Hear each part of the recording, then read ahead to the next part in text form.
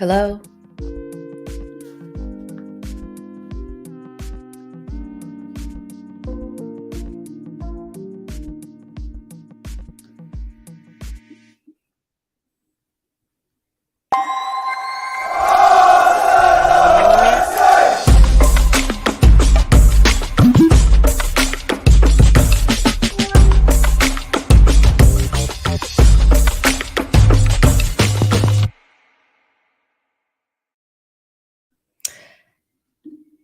Hey guys.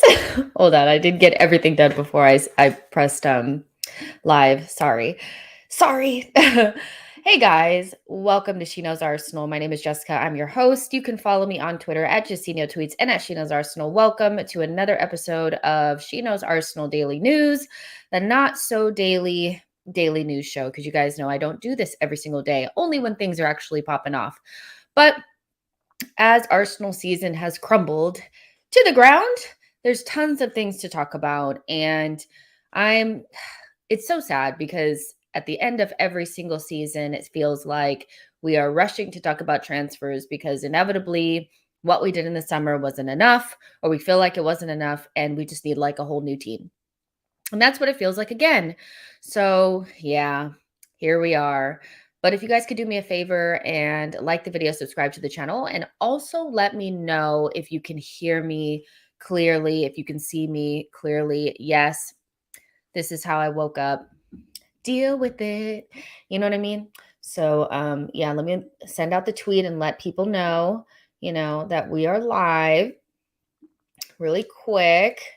You guys let me know how your day is going. How are you feeling off of the back of, some really disappointing results and ultimately Arsenal most likely being in Europa League? Let me know how you guys are feeling a couple days post Newcastle while I do this.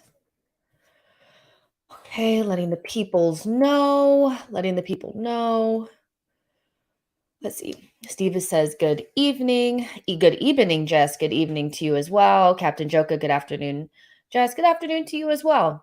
Pap with the everyday hello. Oop, go ahead and block some people because they're doing weird things. Nashville Gunner says, the art tour links have me worried. Means we're going for Tielemans Melo profile for sure over the athletic ball carrier profile. Nashville, we will have a conversation around that. We are going to touch on the Juventus wanting Gabriel rumors, which ultimately are connected to our tour coming the other way. I have takes, I have feelings, I have concerns as well. We will talk about that.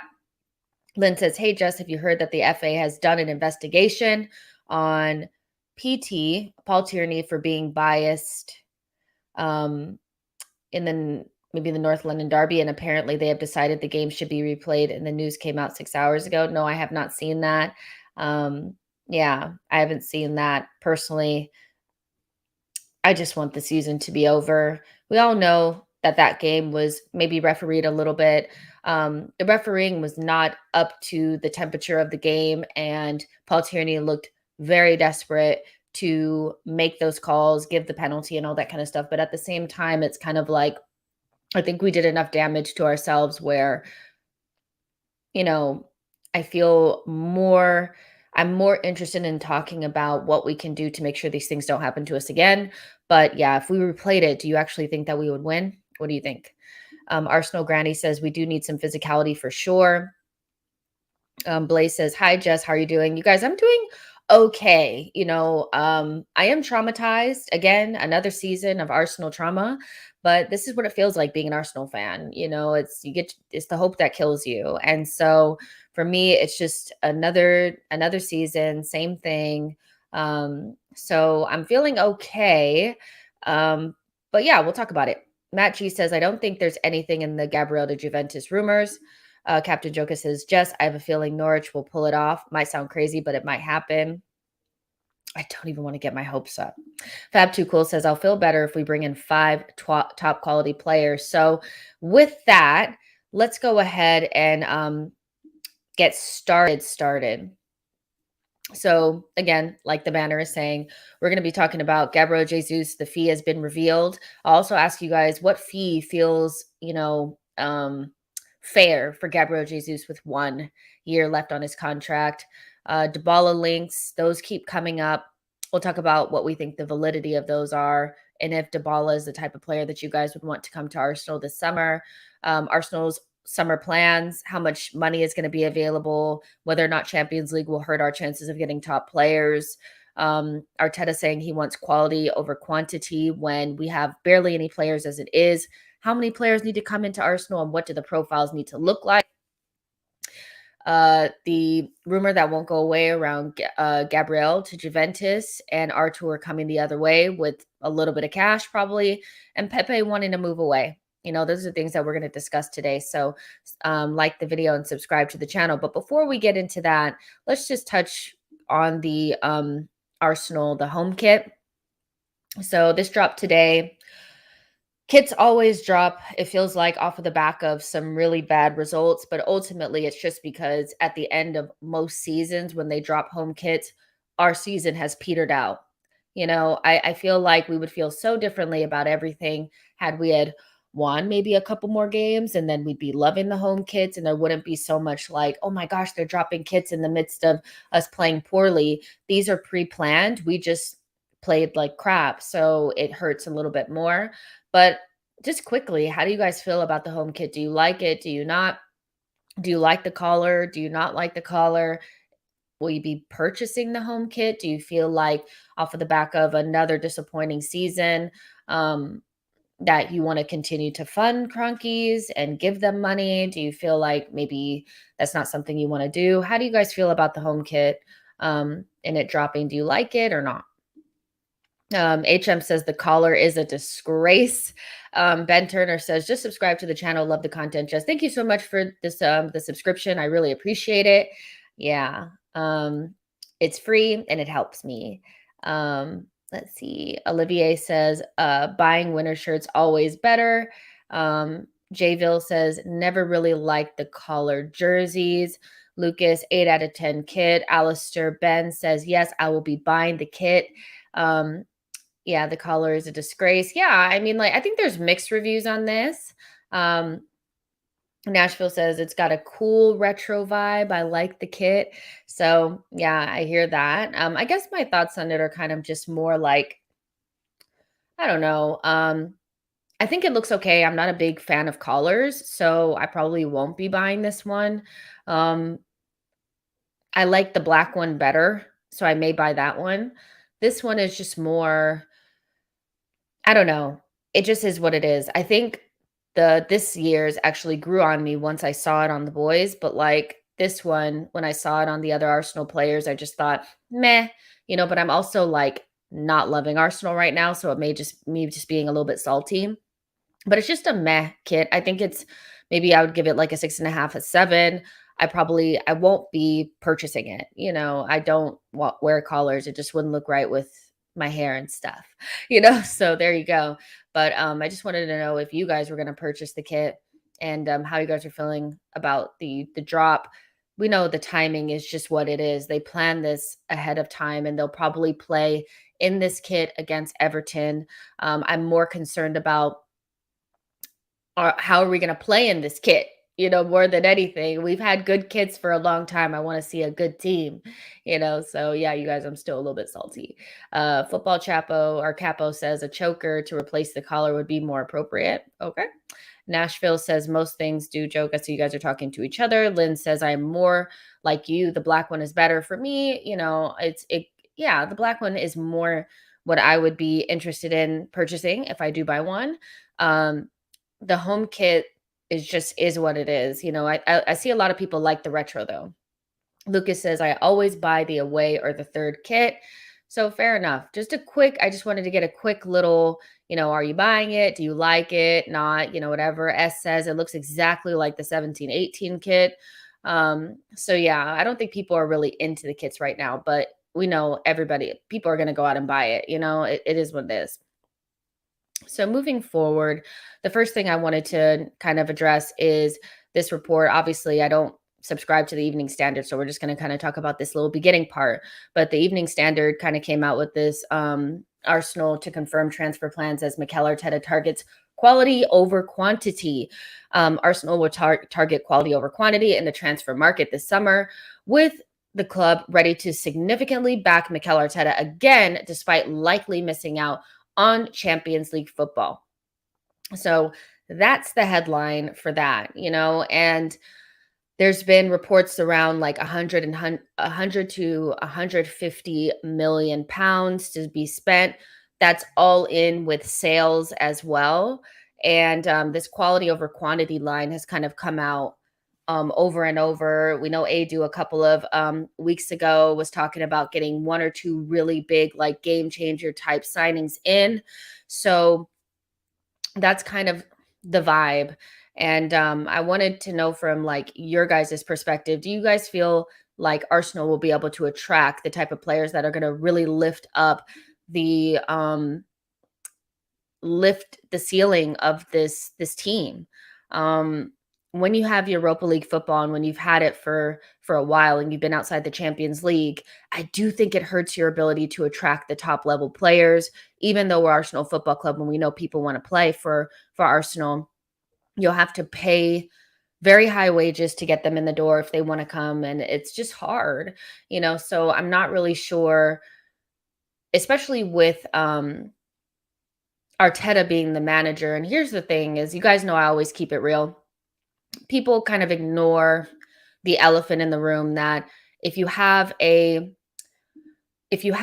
top level manager that can also be an attractive proposition for players that are maybe on the fence around wanting to come to Arsenal. So if you had somebody like an Antonio Conte, that feels like a serious club. So when they sit down with the manager and they talk about plans, they can always go back to the CV of that manager and say, okay, well, he's been there and done it before. We have a very young team that just possibly missed out on Champions League, most likely missed out on Champions League, and a manager that's never done it before at Arsenal Football Club that's been outside of the Champions League now for 6 to 7 seasons. So I do feel like it is going to hurt us, in the market, being able to get players that want to win. Ultimately, I think we'll be shopping in that same kind of that same basket of players that are a little bit younger, maybe see Arsenal as a step up. We'll still be shopping in that basket. And so I do think we're in a precarious scenario where it's kind of like, when are we going to get out of this cycle? When are we going to be able to graduate from the young players that feel like Arsenal is a stepping stone, and the over the hill players that are just at Arsenal to finish out their career? Can't really shop in the middle. And I think the other part about it is, like, if you want to be able to get good players that are going to lift the ceiling, you also have to have good recruitment. And I have questions around whether or not we have the right people in charge that can, if we can, because Leicester for years have been recruiting players that Arsenal fans have looked at and said, why didn't we get that player? Why didn't we get that player? And yes, playing for Leicester is different than playing for Arsenal, but ultimately recruitment makes a big difference too. So that could close the gap. Really good recruitment can close the gap as well for a team like Arsenal. So I'm not really seeing, we don't have the manager with the pull. We don't have the European competition to pull. And we also may not have the right type of recruitment. So I feel like we might be in a strange situation. But when Arsenal talk about quality over quantity, what makes me a little bit worried about that is they absolutely cannot bring in 1, 2, 3 players. They have got to bring in at least 6. And so that's going to stretch the transfer budget. And because we didn't make it into Champions League, that means we'll be splitting 150 million over 6 players. And so how do you get everything done and make sure that you also get the quality? We did that last summer where we spent a little bit more on Ben White. We spent a little bit more on Ramsdale and a little bit on Sambi Lakanga, or quite a bit on Sambi Lakanga, actually, a little bit on Tavares, a good amount on Odegaard. And it kind of took us here. There wasn't a massive improvement. It was more just like, a little one. And so how do we make sure that we get the most bang for our buck? I also think that a lot of this has to do with the fact that we didn't see the improvement in the attack that we really wanted, but we also didn't address the attack. So how are you guys feeling about the quality over the quantity scenario? Because ultimately Arsenal need like 6 players, and Arteta also wants 2 top players in each position. So if that's the case, then you really need a lot of players, because when you look at it, and we'll do more of this like over the summer and squad building and actually looking at it, looking at what we have and seeing if we actually have 2 top players in every single position. But right now, like, the midfield is a huge concern, because if you only bring in 1 midfielder, you're definitely like a couple of injuries away again from seeing us with Granit Xhaka, with El Neni starting for Arsenal Football Club, and that's just not good enough. So they have a lot of work to do. They don't have any strikers. They're gonna lose three strikers. Well, they've already lost to Aubameyang, Lacazette, and Nketiah will go. So how are you gonna make sure that you have adequate backup for Bukayo Saka? Better than Bukayo Saka. We actually need players that are as good, if not better than Bukayo Saka.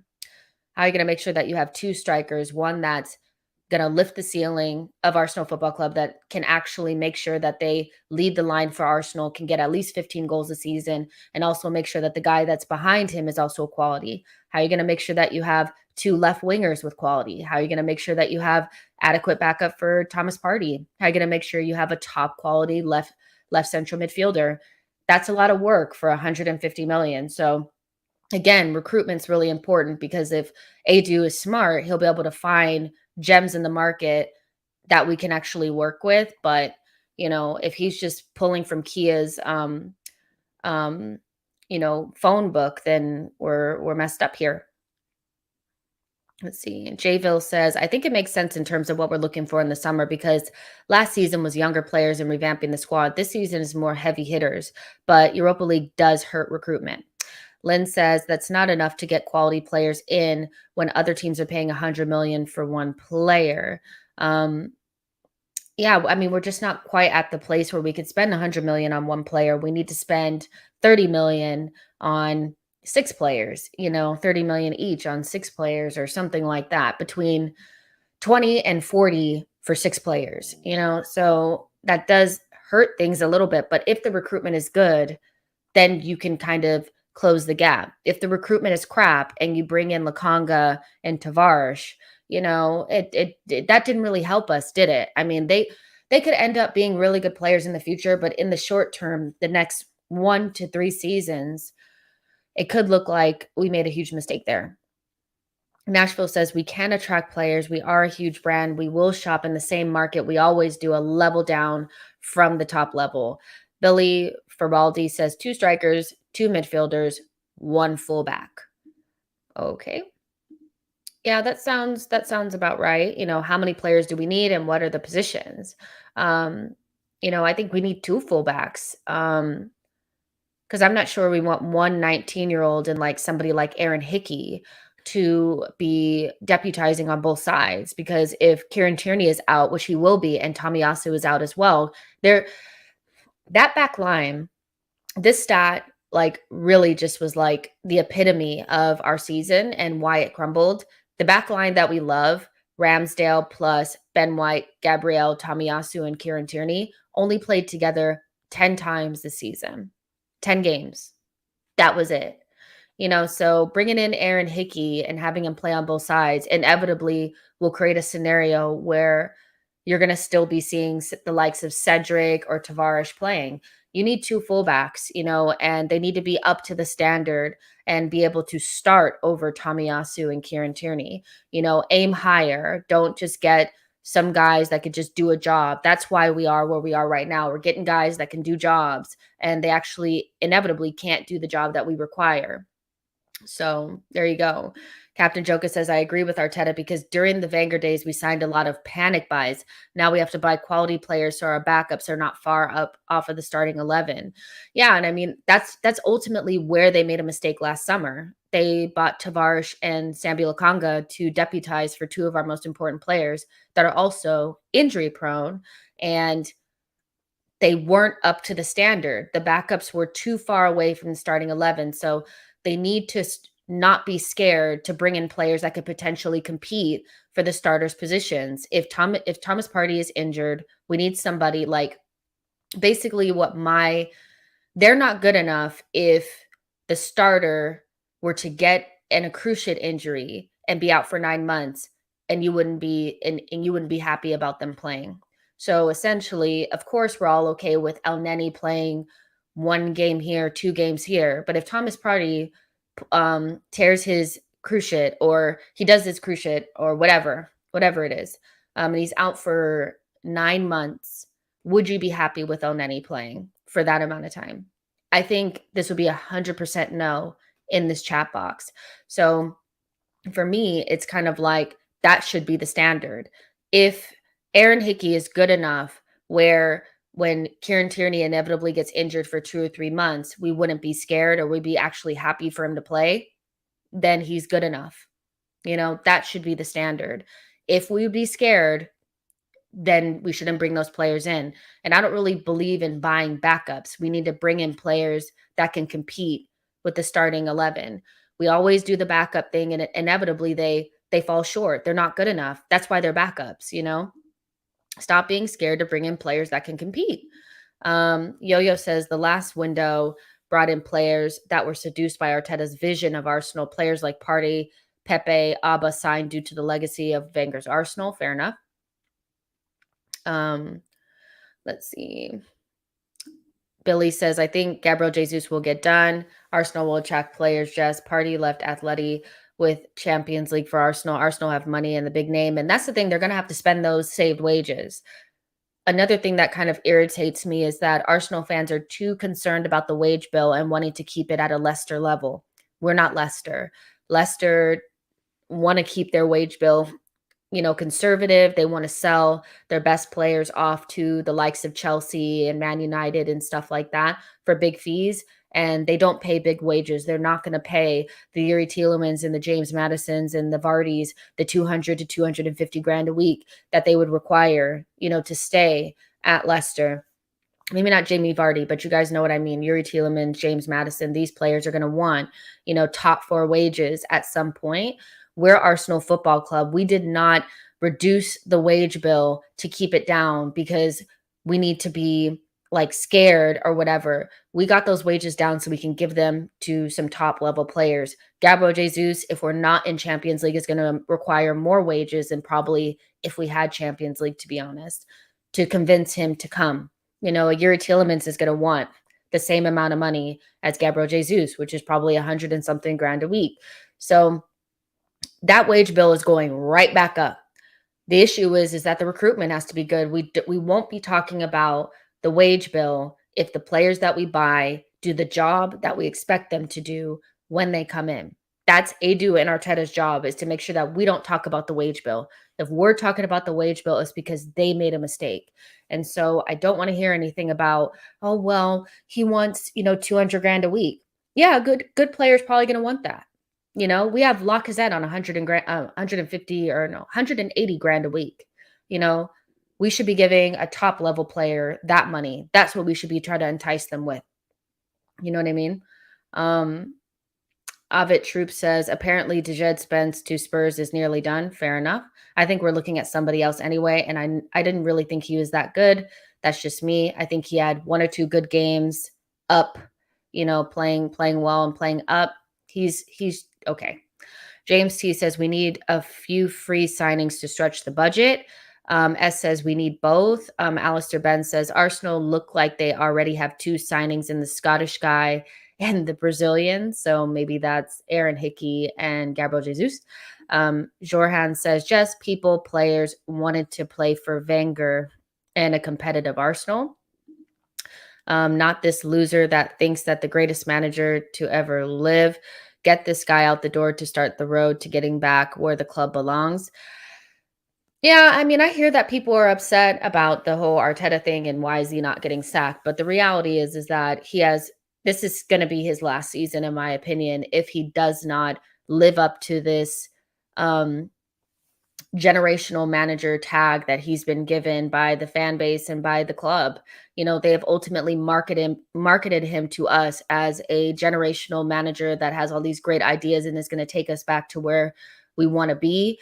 Ultimately, now that we're sitting here, with Europa League football again, and other teams are going to spend big money. Spurs are going to spend, Man United's going to spend, Chelsea's going to spend, West Ham are probably going to spend, Leicester's going to spend, everybody. There's so much money in the Premier League now that the job is so hard. And for me, Arteta and Edu and the board made a conscious decision not to take advantage of a really good opportunity to get into the top four because they didn't expect to be this close to top four this season. And so when you make a conscious decision not to do anything, to try to take advantage of that opportunity, then that's on you. And so the very next time, like this very next season, you have to get it.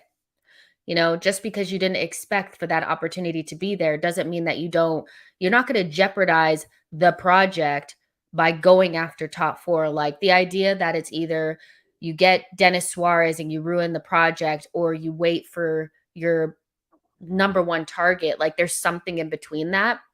Could have got a loan, could have got Kulusevski. We were linked with him as well. You could have gotten somebody that just could have scored maybe 4 more goals, or you could have kept Aubameyang and just hope that he scored 4 or 5 more goals.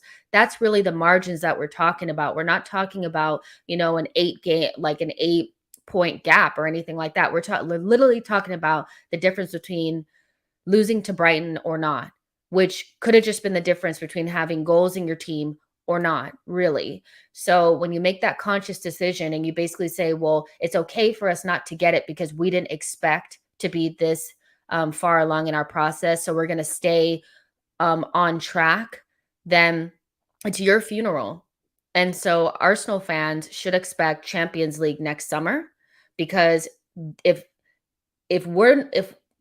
after 3 seasons you didn't expect to get close to Champions League, then the project is crocked. It's done. You know what I mean? So the expectation next season has to be Champions League, and you guys fluffed an opportunity to get it, so I don't want to hear anything. So everybody that's upset about Arteta still being here and all that kind of stuff, I think we're coming to a fork in the road. Either he's going to, with the players that he gets this summer, become the generational manager that they've told us that he is, or he's going to fail and we're going to need to move in a different direction. Billy says, for me, 6 players is a bit unrealistic. I think 2 strikers and a midfielder, and you'll see how this team will improve. You can't go, I'm sorry. Excuse me. Give me 1 second. You can't go into next season with Cedric and Tavares as your backup fullbacks. That's the reason why we're not, you know what I mean? Like you can't do it. So 3 players is not good enough. Inevitably, you're going to get injuries. The thing is, like, we had no European competition, and we also went out of the FA Cup really, really early. So the fact that we still got injuries that derailed our season should show the club that they need to prevent that from happening by being proactive and actually preparing for the season the way that you should. It needs to be properly done. I don't care how they do it, but they need to bring in at least 5 or 6 players. 3 is not going to do it. 3 is not going to do it because, you bring in 1 midfielder and they inevitably get injured. Thomas Partey gets injured and boom, you're back with El Neni and Xhaka. Football says Jesus, Bowen, James Ward-Prowse, Basuma, and Spence would elevate our squad. Zich says there needs to be money coming from all of our outgoings. I mean, we will have outgoings. I think Bellerin will go. I think Torreira will go. Guendouzi is already gone, pretty much. So we'll get some money in from. I think we'll get at least 50 million from outgoings, and they'll put that on top of probably a measly 100 million. And then it'll be 150 million. And then that's what we'll do,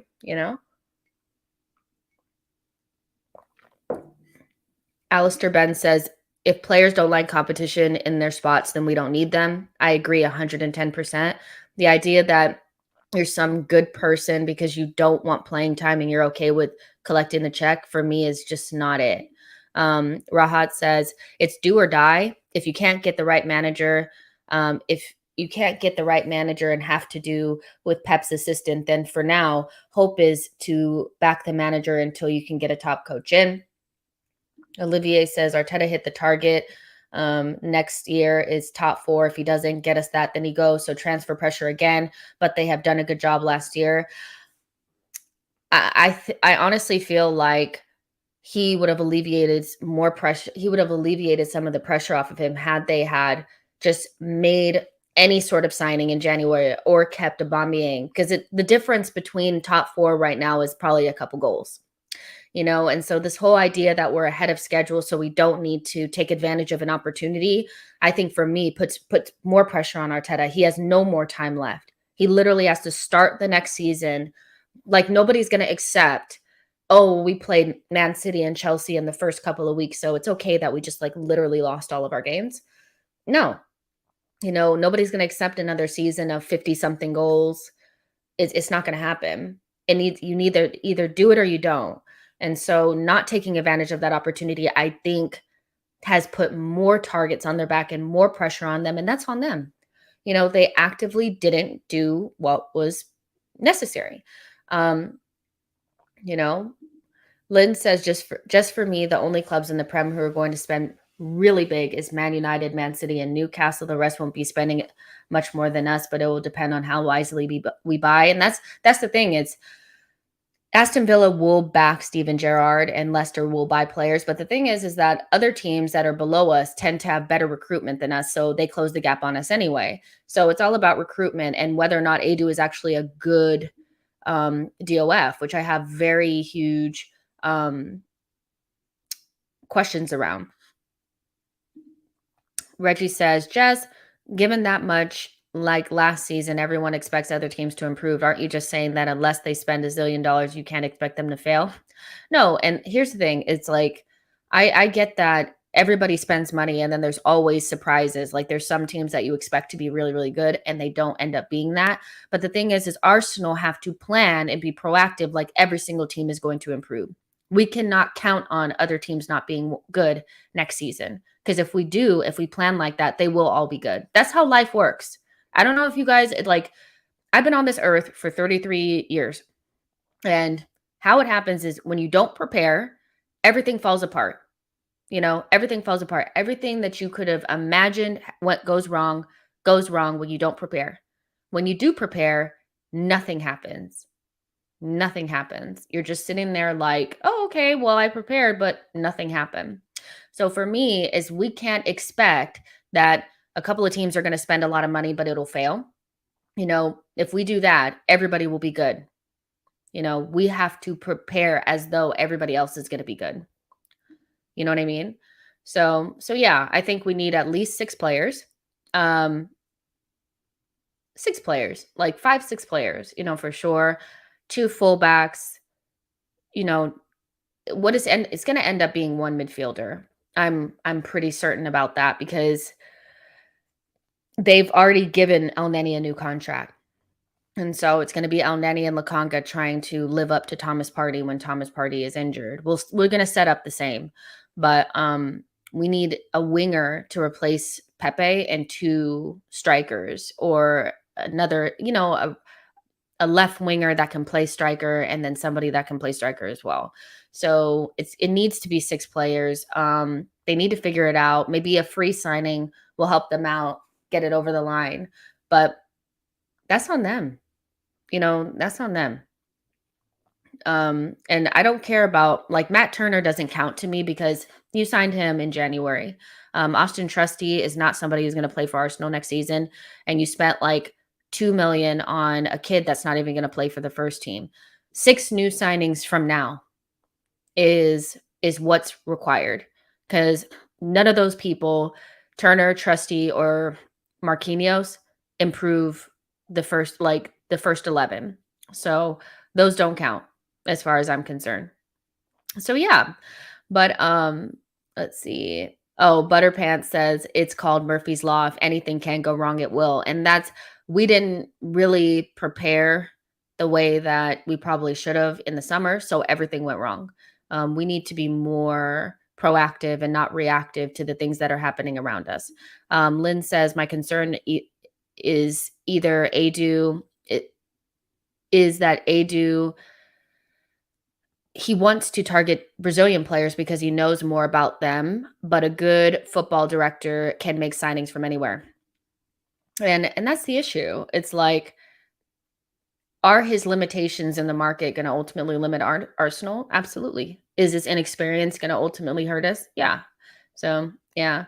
But yeah, let's go ahead and move to the next section. There's 180 of you guys in here, so like the video and subscribe to the channel.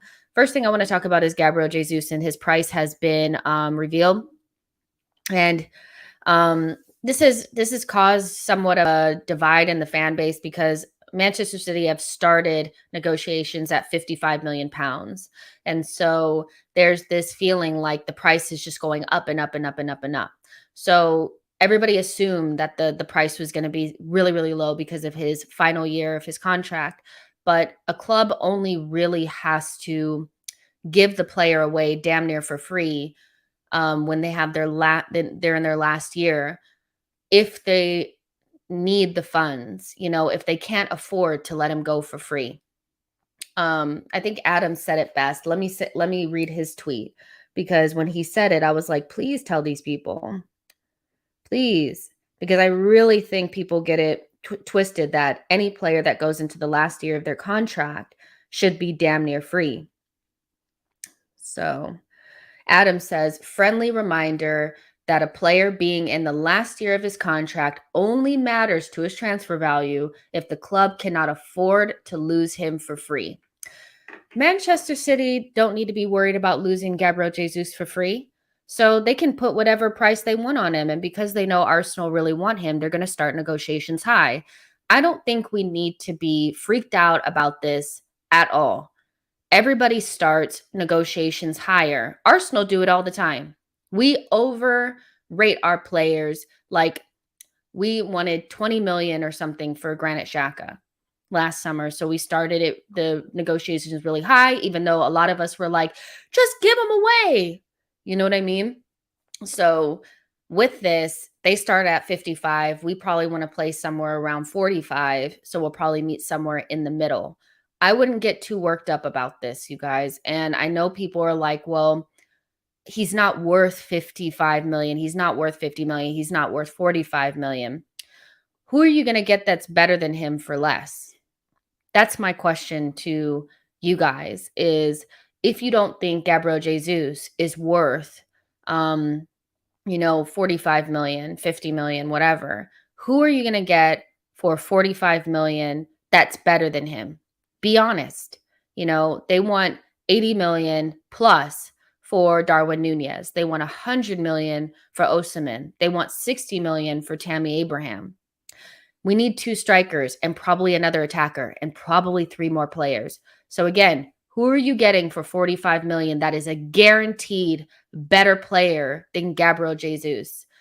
I don't think we have a lot of wiggle room to be like, oh, let's walk away from this. He's a player that's played in the Champions League, tons of experience, has won things before, has played in an elite setup, is much better than anybody else that we have on our team. I don't care what anybody says. He instantly walks in and is our best attacker, walks straight in the door, straight into the locker room, and is the best player there. So beggars can't be choosers. I think the deal gets done somewhere between 45 and 50 million. In regards to is he going to come if we don't have Champions League reports? It depends on where it comes from. But nobody has said, oh, he won't come if we don't have Champions League, because everybody knows that that's a farce. What people close to him have said is it's not about Champions League would be a bonus, but ultimately what he's mostly concerned about is playing time, how much money he's going to be paid. Is he going to be an important part of the team and the project moving forward? Gabriel Jesus is 25 years old, and he's been kind of playing a second fiddle type complementary role at Manchester City. And I think he just wants to be important somewhere, get paid well, and he wants to stay in the Premier League. That's something else that he spoke about, his agent spoke about. So this is a deal that I actually think gets done. Manchester City are no mugs. They are going to try to get as much as they possibly can. They're not under any stress to have to sell him at all. But the reality is that I don't see many other players that are significantly better than or 100% better than Gabriel Jesus for the same price.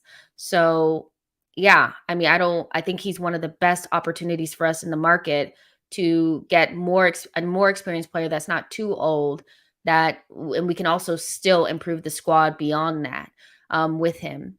So how much is a fair price for Gabriel Jesus in your guys' minds? Stitch says, do you see Jesus having the impact that Alexis had on our team? Um, I it's hard to say because Alexis was a freak of nature. So I do see him having a significant impact on this team. I think he's not really underrated, but I think he's described in a way where it's like because he's not the number one player on Manchester City, somehow he's shit. I don't think people realize how far away Manchester City is away from us and how the players that they have are light years ahead of what we have now. Like, we actually don't sit at the same table at Manchester City. So, taking their players that maybe they don't really want is not really like taking Chelsea's Willian, in my opinion. He's still young. And I just don't really see this whole like he's this really shit player when he walks straight into our team and is the best player at the club and is the only player that can really chat to Thomas Partey because they're the only players that have really played in the Champions League or played at any significantly like elite level. So, yeah. Again, beggars can't be choosers because we're not getting Osimhen for 100 million. We're not going to get Darwin Nunez for 80. So, what are we getting at 45 million that's better than this? Amir says we need to sign him so he can score the winning goal against City every time we play them. It's how the universe works. Or he drops a disaster class against Manchester City every time we play them. Blaze says, I would take Gabriel Jesus for 45 to 55 million. I don't understand why some Arsenal fans are worried about money when it's not our money. Gabriel Jesus is better than Lacazette and Nketiah. Just a couple of weeks ago, because Nketiah scored 4 goals, people were trying to compare him to Gabriel Jesus. I don't think we realize how average some of the players are that are at Arsenal and how we try to, create false equivalents with our players and others, and they're just not even on the same planet. Denzel says the players on Manchester City's bench walk straight into our team. S says I play whatever Manchester City asks for. If it's 55, then so be it. And the reports are also have to remember that the reports are always going to skew in the way like the headline is always going to read in a way that's unfavorable to Arsenal. So when we look like we're getting into the Champions League, every single report was it's getting done, it's they're putting in a bid, they're doing this, they're doing that. Now that it doesn't look like it, it's now he's worried he may not come. Arsenal are not happy with the fee. I think Arsenal will pay somewhere between 45 and 55 for this player. I also don't think we would let these types of reports come out if we weren't seriously interested in him and weren't willing to pay what was required to get him. Negotiations always start like this. The selling club starts really high, the buying club starts really low. They meet somewhere in the middle if there's a desire from both parties to get the deal done, which I think there is. Butterpants says no more than 40 million. James T says happy with 50 million. Captain Joka says 35 million. Yo-Yo says him not willing to compete with Holland and Alvarez worries me a little bit, but what matters most is the club has a plan for him. I mean,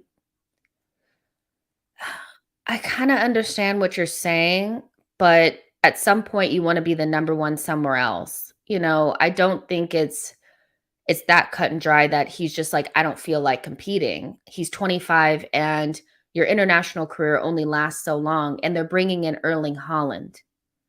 Erling Haaland is not sitting on the bench for anybody. So I get what you're trying to say that, he's running away from competition. I don't really see it that way. Gabriel Jesus has got to make that World Cup squad. And so in order for him to do that, he needs to guarantee his playing time. I don't think that really makes you like if we're talking about somebody who doesn't really want to have to compete and is just okay with sitting in their situation or is not really a competitive person, look close to home because that's what people are lauding El Neni for. I don't think that this is a comparable situation at all. Craig says Jesus 50 million max. Let's see. Denzel says he wants to be an important person in a team, and it's fine just get him. Nitsuj says I don't really want Jesus. Well, who do you want? Zich says, do you see Jesus having impact? Okay, yeah. So Alexis, I mean, he could, but again, I think Alexis was a freak of nature, like, and he just had that star quality about him, and I think Jesus is probably just a little bit below Alexis in that. Um, Alexis was phenomenal. Billy says Gabriel Jesus never start more than 22 games in the Premier League. He has like 150 goals for Manchester City since he was 21 years old. The guy, come on. Like, come on. Like, you guys, Gabriel Jesus walks into our team and is significantly better than anything that we have beyond Thomas Partey. They're the only players that have played in the Champions League at any significant level. You know, we're finishing in the Europa League, you know. So there you go. I think it's fine. 45 to 50 million is fine for Gabriel Jesus. Give him the wages that he wants, and let's move on to the next player. So this is one that I'm kind of so on because I don't think it gets done. But I think the more important question is if you can't get a player like this, what do you do instead? But Dybala links, they've been there since before the North London Derby. Of course, most reports said if we don't get Champions League, or he only will come if we have Champions League. But even after we've blown it, the links are still there. And Dybala is the type of player I think Arsenal fans, especially like Wenger Arsenal fans, get off their seat for. They really like this type of player, nice on the eye, very technical, that type of player. And so this is very much like an Arsenal type signing or whatever. There's contrary reports. The most recent, like, I know people are like, oh, he's going to Spurs. Fabrizio Romano already said that he's not even an option for Spurs. But Arsenal are the only team that have actually in London or in England that have put some sort of proposal together for him. I think this player stays in England, or sorry, in Italy. And I don't know if he has the sturdiness. And we already have Odegaard. And we're already questioning Odegaard's sturdiness in the Premier League, mentally and physically. So is this the type of player that Arsenal fans really thinks would help us beyond just being a better technical player than some of our other players? I think the last couple of games, especially Crystal Palace, Brighton, and Newcastle, have shown me that if we play against center backs or midfielders that have anything about them, we are not a physical match in the Premier League, in any line of our team, not defensively, not in midfield, and not up top. So I would be more interested in a player, like, instead of bringing in a Dybala, could we not look at like a Leao type player, somebody with some speed and some athleticism and some physicality that can run in behind? I don't think this player comes to Arsenal, but equally, I don't like the profile. We already have a player like this in Odegaard, and even though I think Dybala is probably a better player than Odegaard right now, it feels very samey. It really, really does. So I guess the more important question I want to ask you guys is not so much about, is Dybala coming to Arsenal? Because, like, I don't think any of us actually think he's coming. But what profile up top do you guys want to see? Do you want power and pace? Do you want players that are more like Mane, or players that are like Leao? Or do you think we need more technical players up front? What do you guys think about that? S says Odegaard and with and without Partey are two different players. Yeah, without Thomas Partey, we don't have the platform and the foundation for Odegaard to be successful, because he cannot be tasked with any sort of defensive work, any sort of dropping deep. He needs to be kind of right there in and around the attacking players, just tasked with being kind of a number 10. And so, like, I think we need more physicality to give a platform to more of our technical players, because El Neni and them are not providing shit. Like, that's you know. Um, let's see. S says, I want technical players like Jesus, Felix, and Isak, etc. Christopher says, if he's free, why not? He can always take Pepe's spot on the bench if it doesn't work. He has a lot of injury problems as well. And he would want high wages. But Gorjan says, I fully agree with you on Dybala. No, thank you. Craig says, Jess, I want a quick player like Jesus, but we also need a target man up front. Yeah, we do have I think we have a height, physicality, and athleticism issue at Arsenal that I'm not seeing the links that we have right now are not speaking to us trying to solve that. And so it really irritates me that like we're getting shorter and less athletic by the link. I would like to see more like when we play against Liverpool, they feel no threat from our front line at all. And so I think we do need somebody that Gabriel Jesus is somebody that would scare back lines because he's just a really, really good player. But what about somebody that can hold the ball up? What if somebody can do back to goal? What if we had somebody like a Liao or an Nkunku that can do some of the Liao and Nkunku aren't 100% similar, but what they do have is they're not lightweight, so even if they have the technical ability, they're not players that can just be like shoot away like flies. That's what I'm not really interested in seeing anymore at Arsenal. Like Thierry Henry was a very technical player, but also had the athleticism and the speed and the size, to not get bullied. And I think that's my thing is, can we not get bullied? Greg says, Craig Barlow says, we do a lot of crosses in game. Tierney, for example, exactly, Jess. We need something. And if the game is not going, if plan A is not working, and I think what this season has also taught us is that when plan A is not working, we don't have a plan B. And so plan B could be a taller, more athletic kind of person that can run in behind or hold the ball up. So I do think we still need that. But Dybala just feels like, I think Yo-Yo said it feels like an Adu type of situation. He threw that out there and it won't get done, but he needs to work on something that's more realistic. Virgil says, is Arsenal getting Jesus? I don't know. Hopefully. Tony says, plus his mass celebration is stupid. And FB Ref says he's average on nutmegs, not for me. Captain Joker says, Dybala coming to the Emirates means goals and plenty of fouls going our way. He has the most assisting goals for Juventus this year, and he is better than Odegaard. Fair enough. Lynn says we need more physical players who are not going to get knocked off the ball every 2 minutes. Sin says our midfield is dead, so anybody on Party's level or better. Call me Goki, Jess. It's okay. Okay, thank you. Because yeah, I was struggling, and I don't like to mispronounce your guys' names. Nashville says I think DCL would help us a lot. You guys, I have a feeling DCL ends up at Arsenal. I really do. I have this weird, like it's just there on my shoulders every 5 seconds. He's coming. He's coming.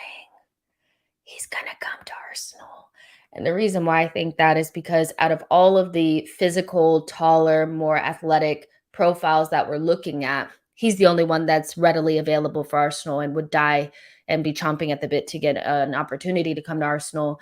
I think we'll look at somebody like Osimhen, but ultimately he'll be too expensive for us. We'll look at Tammy Abraham, but ultimately we won't be able to pry him away from Roma. We'll look at Darwin Nunez, but because he wants Champions League, he won't give us a call back. And the only guy that's standing there over on Merseyside doing this, hey guys, is Dominic Calvert-Lewin. Do not be surprised if he ends up at Arsenal. There you go. Blaze says DCL should stay away from Arsenal. He's not good enough, and we don't need to buy another average player. Tony says Crystal Palace and Arsenal have to relegate Everton first. Jayville says, look at Vlahovic, not quick enough, but end product is there. Jesus is quick and can bang it in. It does depend on recruitment and on other areas. DCL is a backup. Hopefully, I could see him coming in as the backup. That's what I really could see. But moving on to the next thing. So Juventus wants Gabriel. This rumor won't go away, so we'll touch on it. And I have a more important question to ask you guys in regards to this, but essentially Juventus are interested in Gabriel. Juventus's director has flown to London to obviously have talks with several different clubs, but one of the main ones is talk to Arsenal about Gabriel. The fee is somewhere between 55 and 60 million euros. And one report said it was led by Arsenal. So I don't know if it's true or not, but the fact that it's not going away, it's stinky. It smells like an Adu situation. But 50 to somewhere between 50 and 60 million euros, but they want to chuck Arthur Melo into the deal to get it over the line. This is not something that so here's my honest and true feelings about something like this. I don't think if you could double the amount that you bought Gabriel for, you have to consider the offer. If somebody's willing to offer you 55 to 60 million euros for Gabriel, you have to look at it, at least consider it, because if you have Saliba and maybe another backup, then that could be a significant chunk of transfer money that could bring you in another midfielder, that could bring you in another attacker. So you have to consider it, right? My issue with this is that Juventus is never going to pay the full fee. They're never going to pay you the coin that it would require.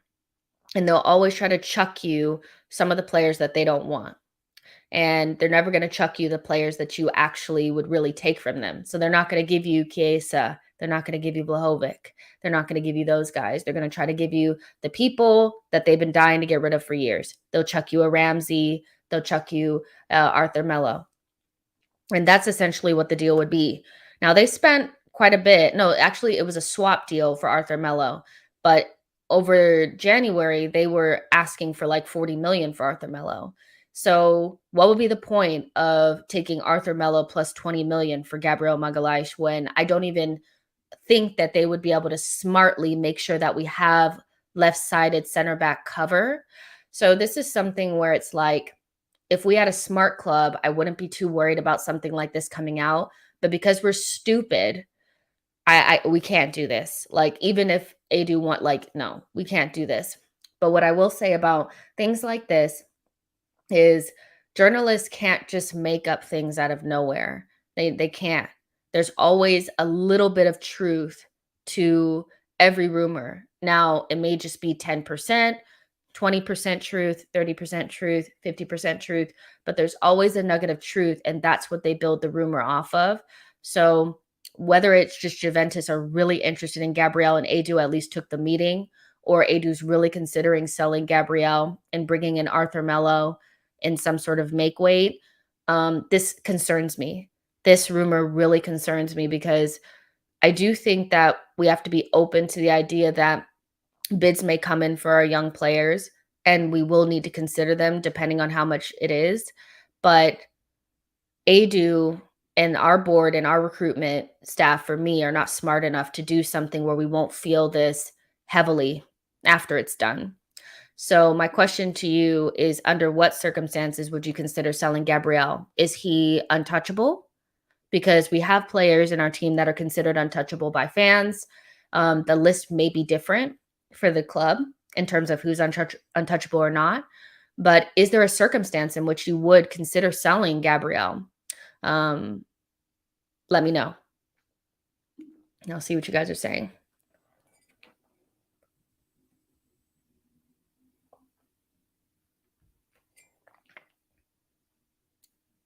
Let's see. Only for stupid money. Lynn says, I saw the other day that a center back from PSG had signed for us. I don't know who that is. Nashville says not untouchable, 60 million. See, I don't think this whole untouchable thing is actually really a thing. I think beyond Bukayo Saka, a certain amount could get me to a table to actually start to look at something, you know? Because technically, if you have Saliba coming in and you can back that up with a free signing or something that's like 15 million, 45 million left over, to reinvest into the squad properly is not something that you should just shirk at. And I know that Gabriel has a very specific profile that's very useful. He's 6'4", he's quick, he's a good one-on-one defender. But do I think that he's so good that we couldn't find somebody just as good? No, I don't, but for me, there are circumstances in which I would consider selling some of our young players that we really like. Mohammed says Arsenal are clowns. They're not getting Champions League football again. Fair enough. Tony says replacement cost plus risk of replacement plus fee plus enough leftover fee over for another player. S says there is no player in this team I wouldn't sell at a high price. James says Saliba will be shaky, average at the start of the season. Gab also needed time to adjust. Amira says the same concept applies to every player. Sell only if you can replace with someone as good or better when playing in the Premier League. Kiro says 70 million and upwards. Lynn says I would consider selling Gabby if you could bring in with a better player. S says the only unsellable players in the world right now are Mbappe and Haaland and a few others. Denzel says he's untouchable because who the heck is going to replace him? I mean, everybody says Saliba can replace him. So if people are so convinced that Saliba was good enough to play for Arsenal, then why wouldn't you guys consider it? All season, all I've heard is that we didn't need to buy Ben White or, Saliba. Every single time Gabriel made a mistake, Saliba walks straight into this team. He starts. He's better than Gabriel. He's better than Ben White. So if we're confident in that, and we know we have Tomiyasu as a backup left-sided center back, or you could bring in somebody at like 15 to 20 million, then why wouldn't you consider 55 to 60 million euros for Gabriel Magalhaes? Especially if after you get the replacement, you still have 30, 40 million to play with. I am not attached to a lot of these players. I'm only really attached to Bukayo Saka. That's it. Everybody else is kind of like, if the right circumstances were to present themselves. And Bulo says there's no better left-footed center back than Gabriel. Why sell him? It's stupid. Well, the reason why you would consider it is because we have a lot of demolition to do on the squad. And I do think that there are center backs on the market that are comparable to Gabriel that you could bring in and still have money left over from Juventus. My issue with this is that if they're not going to give the full fee, I would not accept it, because I would not accept Arthur Melo plus 20. That's not what I would accept, if that makes sense. So if they would give me the full fee, I'd consider it. I really would. Alistair Ben says Smith Rowe and Martinelli may be untouchable. Craig says Saliba is right-footed, Gabriel is left-footed. I think Saliba is going to be Holding's replacement, squad rotation next season. Jess, yeah, no, I hear that. Also, the whole right-footed, left-footed thing went out of the window for me when I saw Rob Holding starting games for Arsenal on the left-hand side. Saliba can play on the left-hand side as well then. So this whole, yeah, even, what's that guy's name? Luis, he played on the left as well. So all of that, I think if he likes you, he'll play you there, basically. Yo-Yo says Gabriel and White has low-key been the most important partnership this season. Our performances were heavily influenced by whether they did David Luiz impressions or maintained a high line. Fair enough. Goki says, there's 98 of you in here and have not liked the stream. Do it. Help Justice Channel like the stream. You guys like the video, subscribe to the channel. I like having these types of conversations with you guys. Sin says ESR can stay or go. He shouldn't be wearing the number 10. I think he's been injured for a while. He just hasn't been his same. He hasn't been his same old self. You know what I mean? So yeah, there you go. But yeah, so I don't think he's untouchable. I don't think anybody's really that untouchable, but I do have concerns about tearing apart the partnership if the benefit of tearing that apart, like I would have to not feel Gabriel's absence. And I don't think Adu has the um I don't think he has the skill set that would make that possible. And I don't think Juventus would ever give us the full fee. So at present would be no, but there are circumstances where I would consider it 100%. So next, Nicola Pepe. He wants out. I don't think anybody is surprised about this. 2 years left, not getting a deal to renew. So he'll be leaving in the summer. Um, we'll be taking a loss of probably 40 million or so because we'll probably only be able to get 30 million, and that's probably after a straight loan. I don't think anybody's buy him off of us without getting at least a loan for him first, because there's nobody will know if Nicola Pepe is gonna bang at their club. You know, he's just been so inconsistent and so much of like he's a good player that's playing in the wrong system, or is he just shit? You know, because you can't really delineate or really like you can't really decide definitively what it is. Then I feel like we'll end up having to loan him, and then hopefully somebody will buy him after that. But we know Sevilla is interested in him. They want to bring him on a loan with some sort of option to buy. But Nicola Pepe has been a catastrophic signing for Arsenal Football Club. It's been embarrassing, and it just goes to show that you can't have certain people running your club because they have their best interests at the forefront, and the club gets shafted in the meantime. To have Unai Emery wanting Zaha and then bring him Pepe was horrible, and the signing has just went crappy.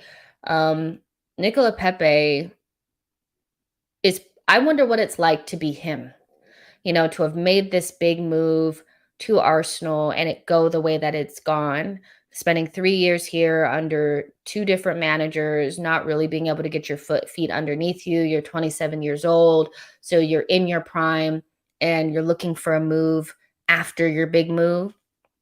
It's got to be really difficult on him, but he's also being paid quite a bit, so it may not be that hard. But yeah, Nicola Pepe, this has been a total failure, and we need to bring in a right winger that's as good as Saka, if not better, so we can sit Saka down. Because having Nicola Pepe as Saka's backup has been so hard. Because like Arteta just doesn't trust him at all. And I think Nicola Pepe has done a really good job to justify Arteta not trusting him. Equally, I do think having a manager like Arteta that's like, I have a system, either you fit in it or you don't, has seen some talent, that usable talent, be rendered useless. Think of like Torreira, Guendouzi, Aubameyang, Pepe, Maitland-Niles. Like these types of players could have been usable in this in-between time, but they're rendered useless because you either fit in the system or you don't. Nicola Pepe has fallen through the cracks, and I'm not going to miss him. Goodbye. You know, goodbye. But yeah, record signing going like this, geez, it's terrible. Reggie says that last failed breakaway finished Pepe for me. Keenan says Pepe will go back to League One and tear it up. He just doesn't have the chops for the Prem. Yo-Yo says, I look forward to seeing Pepe elsewhere. I expect him to bang. Once people leave Arsenal, sometimes it's like they were never there. So, he's not somebody that I particularly have any connection to. He's just a player that came in a really bad period at Arsenal where I just never connected with him, or him being at Arsenal. So I can't say that I'm going to be like looking forward to seeing him in the future or anything like that. But I do kind of feel sorry for him. But I think because I'm Arsenal fan first and I only care about us, we need to move him on. Rahat says Pepe would be would be good for AC Milan, Wolves, or Juve. I think AC Milan might be interested in him, so we'll see what happens with that. Mark says Pepe is a confidence player that gets no run. S says Pepe gets played for 10 minutes if he's lucky. Narbry would be an ideal replacement for Pepe and would compete with Saka. We rely too much on Saka. He is burned out. A lot of our young players are burned out. I do think that we just saw a collective crumble because our young players just could not go anymore. And so we need my biggest thing about the attackers that come in the summer, they have to be better than what we have. It can't even be questionable. It can't be, oh, well, if he comes from this league to the Premier League, then he may just be just like what we have. They need to be already better than what we have. And so, because I want to see those boys sit the bench for a little bit. I really do think that we've projected a lot on our young players and who they actually are at the moment. They've overachieved in my mind. And next season, I would like to see them playing behind established, experienced attackers. And, they come in and play Europa League games and stuff like that. Not necessarily Saka, but I'm specifically speaking about Martinelli and ESR. They need to be behind established players. So that's what I want to see. The Onyx Lens says people need to stop saying that the system is not for Pepe. Maybe he was that case last year, but this year he's just been shit. He wouldn't fit into the system, to any system this year. What happened to this guy? I mean, I don't know. Like, he's just one of those that it was just a bad signing, bad recruitment. We've done many, many Pepe streams on here. And I also think there's a lot of disingenuous analysis around Pepe because if some people don't like Arteta, anybody that he's iced out becomes their favorite player. And there was a period of time where people were really going in. It's like it went so far where they were trying to convince Arsenal fans. Arsenal fans were trying to convince other Arsenal fans that Saka was shit and Pepe should be starting above him. So it's one of those where it's kind of like we've done the Pepe thing to death. And so I don't really want to rewrite it and keep going on about it. What I do want to see is him go out on a loan or permanent, hopefully, and for us to bring in somebody that's better, if not as good or better than Saka, so we can sit him down. That's important. Yo-Yo says Pepe for me perfectly encapsulates the post-Wenger era at Arsenal. Fair enough. I know the games are going to start soon, so we'll go ahead and get out of here. Olivier Saka is good on the field, on a unicorn, holding a dog, and playing for England. Pepe would have to be so much better than Saka to get a shot. Here's a question from Amira. Why do you think Pepe hasn't worked out? Other players say he's the hardest to play against in training, but he looks like the worst player in games. You don't play a different system in training. I think it's just a confidence thing. I think when you're playing up against, your friends at training, things are so much different than when you're standing in front of defenders and they're double teaming you. At one point, they had just decided, okay, we can't leave him one-on-one. We're going to double team him. And because he's so heavily reliant on his left foot, he's very predictable. And I don't think he had the ability to modify his game to suit the speed and the lack of time that you have on the ball in the Premier League. There also wasn't space in behind, and there were just too many bodies around him for him to get around. So I think he just, in general, is not a Premier League player and also didn't have the confidence in himself, probably due to the situation at Arsenal, but also due to himself. Pepe is not a child. He didn't have the confidence in himself to modify his game to suit our system and to suit the league. I think it's just I'm a big signing, big player. You move things around for me, and it just hasn't worked out. And I think having the big signing tag and all of that has crushed him. I really do. A lot of the signings over the last 5 seasons that have been over 50 million have flopped or had really difficult first and second seasons. And that's because the light shines directly on you and you're meant to perform from minute one. And so Pepe, I think, was decent in the beginning. And probably if Arteta had leaned into him more off of the back of the FA Cup final, which he was a big part of why we won it, if he had leaned into that instead of bringing in Willian, which was a complete, he might as well have slapped Pepe across the face by doing that. This is why I also say, it's not just Pepe, it's some other things that have happened as well. But Arteta and Edu thought it was a good idea to bring in a old Willian off of the back of the FA Cup final where Pepe was a big part of it. I think if Arteta had leaned into Pepe a little bit more at that moment, we would have seen Pepe go like this. But because they brought in Willian and he was just on the outskirts, it was finished from the moment Willian came in last season. So it just is what it is. Like, you know what I mean? Everybody has their culpability in it. Raul, Arteta, Pepe, everybody has their culpability in it. It just hasn't worked out. Okay, guys, that's going to be it for the show. I know we want to go and watch the football and stuff like that, but I really enjoyed the show and I really enjoyed my time with you guys. So there's 160 of you guys in here. Like that video, subscribe to the channel. I will be back tomorrow for a preview for our last game of the season. Hoorah. And we'll talk about lineups and all that kind of stuff. And do we actually think there's a smidgen of a chance that we can still get into the Champions League? Hashtag there's not. So there you go. But yeah, really love these times with you guys, and we'll get through this. We'll get through this. I'll talk to you guys in the next one.